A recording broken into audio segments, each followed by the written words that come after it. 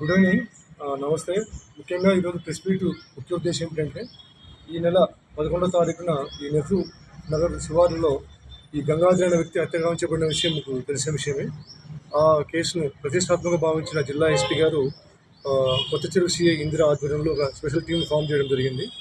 ఎటువంటి క్లూస్ లేనటువంటి ఆ హత్య కేసులో సిఐ గారు తమ యొక్క సిబ్బందితో ప్రత్యేక శ్రద్ధతో దర్యాప్తు చేసి క్లూస్ సేకరించి అందుకు బాధ్యులైన ముగ్గురు వ్యక్తులను ఈరోజు అరెస్ట్ చేయడం జరిగింది. రత్నమ్మ, శంకరెడ్డి, లక్ష్మీదేవి.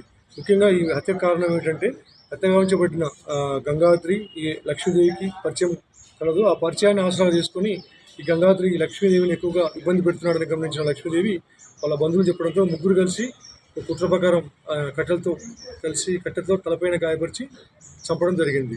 కాబట్టి త్వరితగతిన ఒక వారం రోజుల్లోనే ఈ కేసును ఛేదించిన ఇందిరా సిఐ గారిని, వాళ్ళ సిబ్బందిని కూడా ఎస్పీ గారు అభినందన జరిగింది. వాళ్ళందరూ కూడా రివార్డ్స్ ప్రకటించడం జరుగుతుంది. Thank you.